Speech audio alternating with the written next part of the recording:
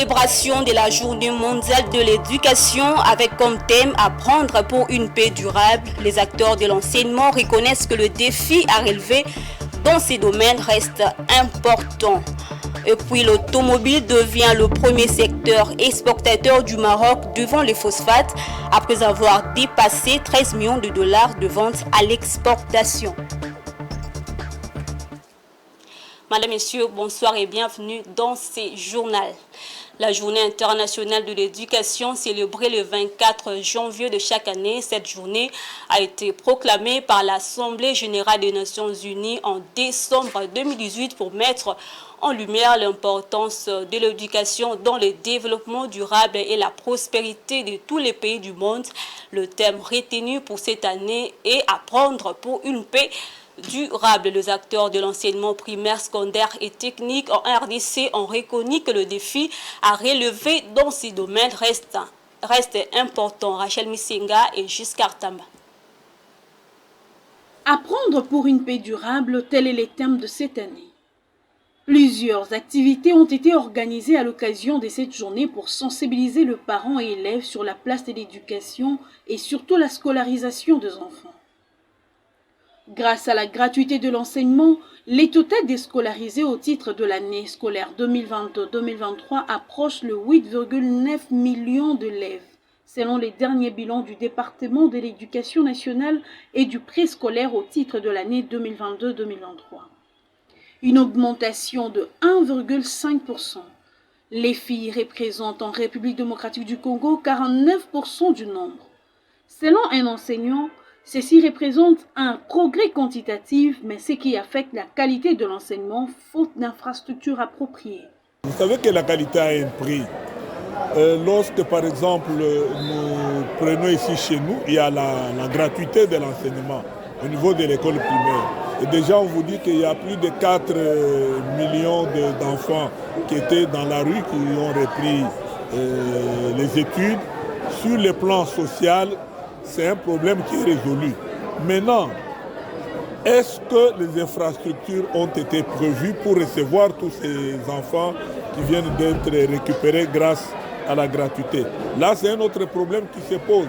Parce que déjà, lorsque dans une classe, on est devant 50 élèves, ou bien plus de 50 élèves, vous voyez ce que ça fait. La qualité n'y est plus parce que les standards d'une classe, le nombre idéal des élèves dans une classe est de 25. Quand on est au-delà de 25, c'est difficile de parler de la qualité. La prise en charge de personnel enseignant reste également un véritable défi pour la République démocratique du Congo.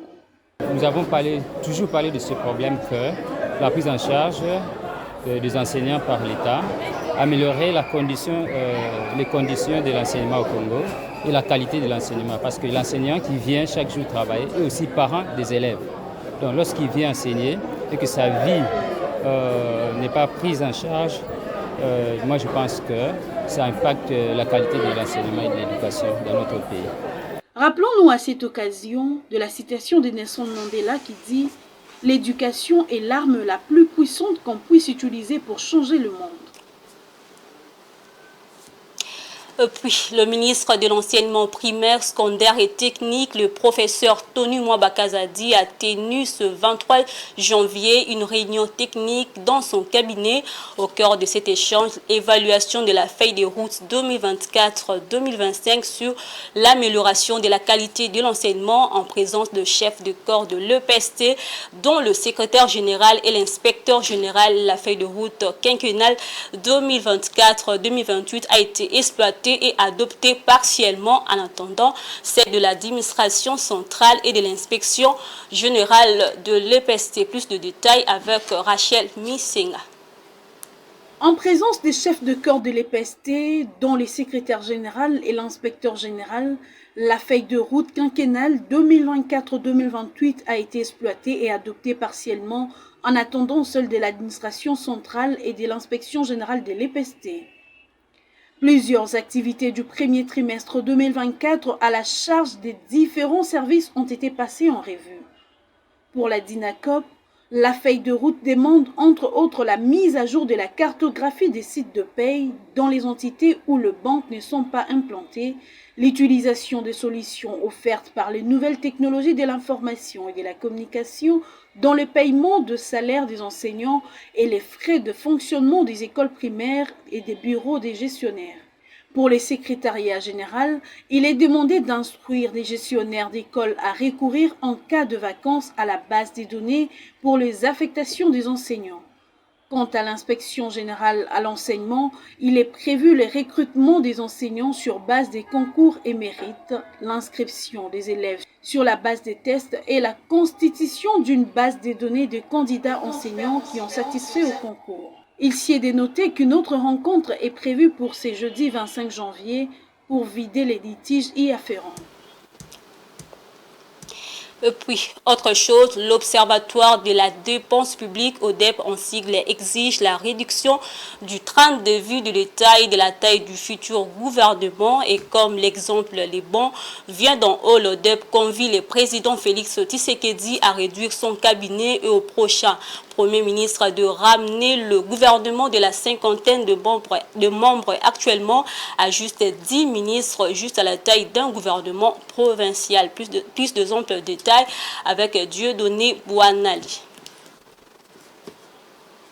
L'Observatoire de la dépense publique, ODEP en sigle, fixe les deadlines du recadrage de l'exécutif dans les premiers 100 jours de Félix Tshisekedi qui, comme on le sait, a prêté serment le samedi 20 janvier 2024 devant la Cour constitutionnelle au stade des martyrs de la Pentecôte de Kinshasa. À la suite d'une profonde étude socio-économique sur la République démocratique du Congo, réalisée fin 2023 par l'ODEP, intitulée « Repenser un nouveau rôle de l'État et une nouvelle démocratie politique et économique, briser les institutions d'un État néocolonisé sont les préalables incontournables à une réduction durable du train de vie de l'État congolais. Le président du conseil d'administration de cette organisation, le professeur Florimon Mouteba Chitenge, lance un appel solennel à Félix Tshisekedi pour mener une véritable révolution politique afin de garantir le bien-être communautaire. Dans la foulée, cette organisation de la société civile propose la révision de la Constitution pour y introduire la limitation du nombre de ministres au sein de l'exécutif central, comme c'est le cas pour les exécutifs provinciaux, dont le nombre est limité à 10 ministres et quelques commissaires généraux. L'on se souvient que la Cour des comptes pointait pour l'exercice 2018 des dépassements d'environ $1 milliard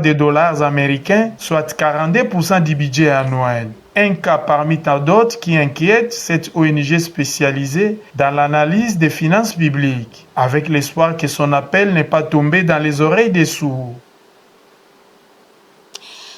Parlons sécurité, changement à la tête du commandement de la force de la MONUSCO en Ituri. Le général de brigade Mondjou remplace à ses postes le général Bigrad Salachoudim Ahmed. Ce nouveau commandant secteur a échangé avec le numéro 1 de la province de l'Ituri ce mardi 23 décembre 2023, un élément de la presse militaire. Il y a eu des moments forts entre ces deux commandants des forces ici, à la salle des réunions du gouvernorat de l'Ituri. À part les brefs échanges personnels, ces deux personnalités ont convenu pour suivre la mutualisation des forces en parfaite collaboration pour la protection des civils et leurs biens, affirme le général de brigade Monzour. And we had a good discussion on Et cela a été satisfaisant pour moi d'avoir des informations sur la sécurité et aussi le gouverneur nous a demandé de continuer avec notre appui qui est de protection basé sur la protection de la population et aussi de continuer en respectant notre mandat à le poursuivre jusqu'à la fin de la mission. focusing the MONUSCO mandate so that we achieve our mission overall. La construction des infrastructures militaires de base et le recyclage des éléments des forces armées seront pris en compte, a laissé entendre l'hôte du commandant des opérations et gouverneur de l'Ituri. D'appuyer le gouvernement pour concrétiser cette protection par la voie d'appui de formation des militaires, la construction des bases, et ensemble nous serons sûrs que la population sera protégée par les efforts conjoints. L'administration militaire de l'Ituri est en ordre de s'entêter avec la mission des Nations Unies au Congo. C'est ainsi que l'Ituri constitue la dernière étape du retrait des personnels civils et militaires de la MONUSCO, dont l'objectif est de préserver les acquis de la paix. Et en sport, les Léopards de la République démocratique du Congo seront face à leur destin ce mercredi 24 janvier à 21h heure de Kinshasa contre le Taifa Stars de la Tanzanie en match comptant pour la 3e journée de la Coupe d'Afrique des Nations Côte d'Ivoire 2023. 2 scénarios sont possibles pour voir le coéquipier de Chancel Mbemba se qualifier pour le 8e de finale. Plus de détails avec Blaise Kouzola. L'équipe nationale de la RDC affronte la Tanzanie ce mercredi 24 janvier 2024 à 21h, heure de Kinshasa, au stade Amadou Gon Coulibaly de Korogo, à plus de 800 km de la ville de San Pedro, où elle a disputé les 2 premiers matchs contre la Zambie et le Maroc, qui se sont tous soldés sur des nuls d'1 but partout. Malgré ces 2 nuls, l'RDC garde tout de même son destin entre ses mains, car en cas de victoire, elle ne dépendra pas d'un autre match à côté pour valider sa qualification en 8e de finale de cette 34e édition de la Coupe d'Afrique des Nations Total Énergie Côte d'Ivoire 2023. Conscient de l'importance de cette rencontre, les hommes de Sébastien Desabre ont promis de faire un bon match avec un meilleur résultat pour le bonheur de tout le peuple congolais qui ne cesse de les encourager depuis le début de cette CAN, avait déclaré l'attaquant Yohan Wissa en conférence de presse d'avant-match mardi 23 janvier dernier. Ainsi donc, voici le meilleur et le pire scénario de la RDC pour cette 3e et dernière journée du groupe F. En cas de succès face à la Tanzanie, les Léopards se qualifieraient automatiquement, peu importe le résultat du match opposant la Zambie au Maroc. En cas de nul, la RDC passera également en 8e, soit comme 2e du groupe si le Maroc s'impose devant la Zambie, soit comme meilleur 3e. Si les coéquipiers de Chancel Mbemba perdent le match, ils seront d'office éliminés peu importe les scénarios dans l'autre match entre la Zambie et le Maroc, donc tous les résultats sont permis sauf la défaite. Cependant, il est à noter que la Tanzanie n'avait jamais réussi à battre la RDC en match officiel. Les 2 équipes ne se sont rencontrées que 2 fois en match officiel et les bilans affichent une large victoire de la RDC 3-0 à Dar es Salaam et un match nul 1 but partout à Lubumbashi en 2021. Du côté de la population, les espoirs sont encore là. Les Quinois se disent confiants de la réussite des Léopards de la RDC au match de ce soir face au Taifa Stars de la Tanzanie afin de se qualifier pour le 8e de finale. Suivez-le au micro de Damani Mushinga et Giscard Tamba. Sur ce score de 1 but partout, très belle rencontre. La RDC a tenu le choc et a montré qu'il faudrait compter sur elle. Disons qu'aujourd'hui ça sera un bon match, un match aussi difficile, mais à la fin nous allons sortir vainqueurs. Parce que nous avons de la qualité, que ce soit en défense, que ce soit en médiane, que ce soit aussi à l'attaque, nous avons de la qualité. Je pense qu'on va l'emporter sur le score de 2-0. Pour moi, le pronostic, on va gagner la Tanzanie, le score de 2-0. Quand je regarde notre sélection de Léopard, il y a de bons joueurs, tout ça. Parce qu'il y a de bons joueurs. Je crois aussi que même Bakambu, l'autre match contre le Maroc, il avait raté 7 matchs ici de ce soir, il va gagner. Il va marquer le but. Pour le classement, je trouve que le classement, on ne change pas l'équipe qui gagne. Malgré qu'on a fait 2 nids, on ne peut pas changer, malgré qu'on a trébuché aux autres côtés, on ne peut pas changer le classement. Mais hier, j'ai vu les coachs un peu changer le classement côté de Théo Bongonda, maître Meshak Elia. Match est bien, on a gagné 3-0.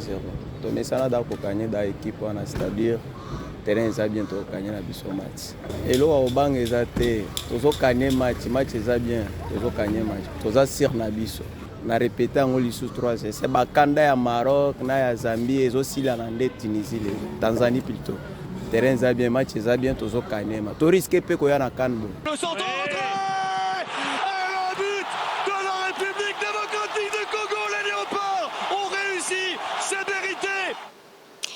Prenons cette nouvelle qui vient de tomber. Selon les informations de Bein Sport et confirmée par la chaîne sportive nationale marocaine, Aria Diawalid a été suspendu pour 4 rencontres par la CAF, dont 2 avec sursis à cause de son affrontement avec le capitaine congolais Chancel Mbemba à la fin du match RDC Maroc du 21 janvier dernier. Madame, Messieurs, maintenant c'est la page internationale. Le record.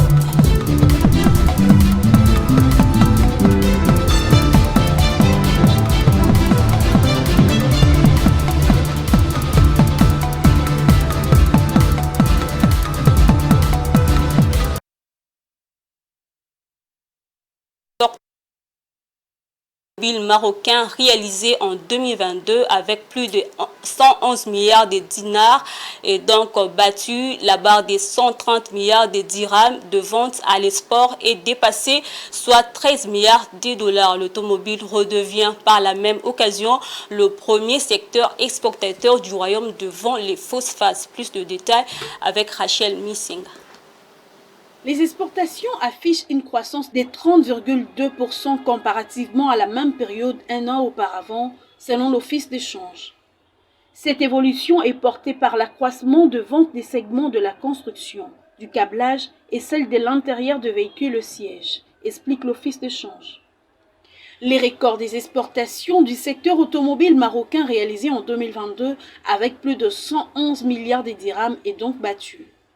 La barre des 130 milliards de dirhams de vente à l'export est dépassée, soit 13 milliards de dollars.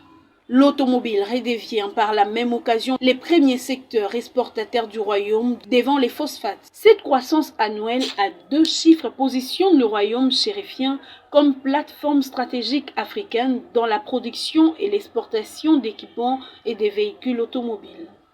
Le Maroc est désormais le premier exportateur de véhicules vers l'Union européenne devant la Chine, le Japon et l'Inde, alors qu'il est déjà le premier producteur de voitures sur les continents africains. Une position confortée par les implantations de groupes étrangers comme Renault, Snop, GMD, Bamesa, Delphi, Iyazaki, Zenz, Saint-Gobain et plus récemment Stellantis. Après une première escale au Cap-Vert, le chef de la diplomatie américaine Anthony Blinken est arrivé en Côte d'Ivoire lundi où il a assisté à la rencontre entre la Côte d'Ivoire et la Guinée équatoriale. Anthony Blinken a ensuite été reçu mardi 23 janvier par le président ivoirien Alassane Ouattara. L'entretien entre le chef de la diplomatie américaine et le chef d'État ivoirien a pris environ 1 heure et a permis de faire le point sur les relations bilatérales entre les États-Unis et la Côte d'Ivoire. Suivez. Après une première escale au Cap-Vert, le chef de la diplomatie américaine Anthony Blinken est arrivé en Côte d'Ivoire où il a rencontré le président Alassane Ouattara mardi. Lors d'une conférence de presse, Anthony Blinken a félicité le pays d'Afrique de l'Ouest pour son leadership dans la lutte contre le terrorisme et a annoncé un financement de 45 millions de dollars. Nous apprécions particulièrement le leadership dont a fait preuve la Côte d'Ivoire face à l'extrémisme et à la violence. Nous annonçons un nouveau financement de 45 millions de dollars dans le cadre de la stratégie américaine de prévention des conflits et de promotion de la stabilité pour les États côtiers d'Afrique de l'Ouest. Avec ce nouvel investissement, les États-Unis auront investi près de 300 milliards de dollars au cours des 2 dernières années dans l'aide à la stabilité en Afrique de l'Ouest. Nous nous efforçons également de renforcer les capacités de la Côte d'Ivoire en matière de sécurité. Au cours de l'année écoulée, la formation a été multipliée par 15 en ce qui concerne l'équipement de formation pour les militaires. Nous augmentons également les investissements dans les forces civiles. La visite d'Anthony Blinken intervient quelques jours après la tournée africaine du ministre chinois des Affaires étrangères Wang Yi, qui a salué l'augmentation des échanges commerciaux entre les deux pays. Madame, Messieurs, ce journal est terminé. Je vous rappelle le titre. Célébration de la Journée mondiale de l'éducation avec comme thème « Apprendre pour une paix durable ». Les acteurs de l'enseignement reconnaissent que le défi à relever dans ces domaines reste important. Puis l'automobile devient le premier secteur exportateur du Maroc devant les phosphates après avoir dépassé 13 milliards de dollars de ventes à l'exportation. Madame, Messieurs, c'est tout pour ce soir. Merci à vous de l'avoir suivi. Au revoir.